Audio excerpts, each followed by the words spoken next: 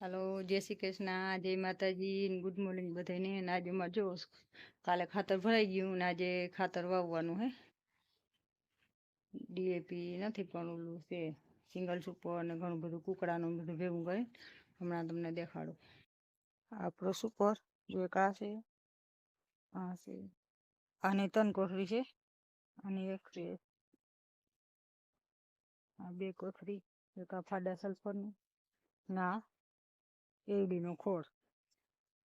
આ જો કુકડાનું ખાતર છે, બધું ભેગું મિક્સ કરી ને આજ ખાતર વાવી દઈ એટલે પસામાં લાગી જાય.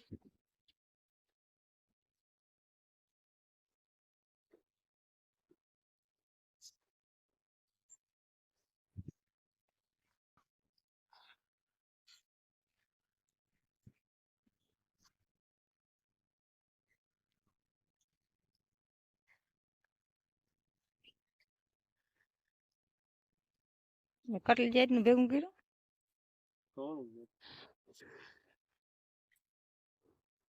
5-6 જાતનું ખાતર ભેગું થઈ ગયું. આમાં સિંગલ સુપર, પોટાશ, સલ્ફર, એનડીનો ખોળ અને કપડાનું ખાતર. કુકડાનું ખાતર. એટલું ખાતર ભેગું.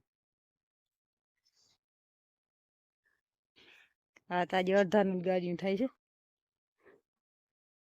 અડધાનું તાજી જાય પડ્યું.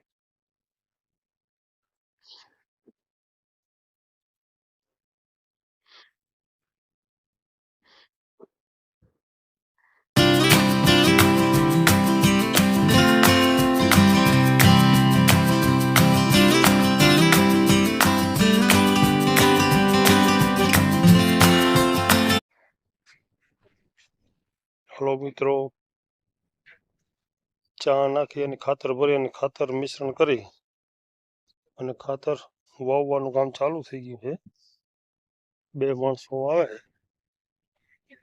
દેખાય છે કે ચામાં વાવી અને પાછો શું છે ઓયણીથી વાવવું ન પડે દાંડવેથી, એટલે સીધા ચા ખુલ્લા છે એમાં ખાતર નાખી દઈએ છીએ એટલે પાછી ડબલ મહેનત નહીં. એમ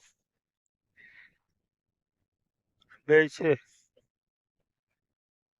2 માણસો છે, ખાતર નાખી દઈએ એટલે કોઈ વાંધો નહીં આવે. આવું છે, કામ પરિપૂર્ણ થાય પછી હજી હમાર મારવાનો છે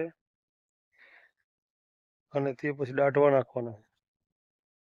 હમારને દાઢવા પડી જાય પછી શાંતિ થાય.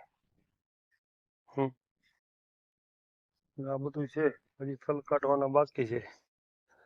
તલ હજી હુકાય છે, તલ કાઢવાના બધા બાકી છે. તલ હજી જરા ખીલા દેખાય છે એટલે શું છે 2-4 દી હુકાય તો ગાય ઘા નીકળી જાય, પાછા ભેજ જણાવે નહીં. આ બધું ખાતર તો કાલે ભરાઈ ગયું. હવે આજે શું છે ખાતર નખાઈ જાય પછી ઉપાધિ મટી જાય બધી. પછી ભલે વરસાદ થાય પછી ઉપાધિ નહીં વરસાદ થાય તો આ વરસમાં તો બહુ ખેંચ પડી હતા, કારણ કે હું તલનું વાવેતર પાછળનું હતું ને એટલે બહુ ખેંચ પડી છે કામમાં. તો માણસો તો મળી જાય પણ શું છે ટાઈમે પાકે નહીં એટલે થોડુંક શું છે ખેંચ પડે. આ બધું આવો કંઈક વાડીનો નજારો છે અમારે. હવે શું છે ઓરવવાનું કામ ચાલુ કરવું નથી, હવે વરસાદ આવે તો જ વાવેતર કરવાનું. નકર માંડ હમણાં ફ્રી થાવ 2-4 દી 5 દી ફ્રી રહેવું તો વરસાદ લગભગ થઈ જાય. આવું છે અમારું કામકાજ બધું.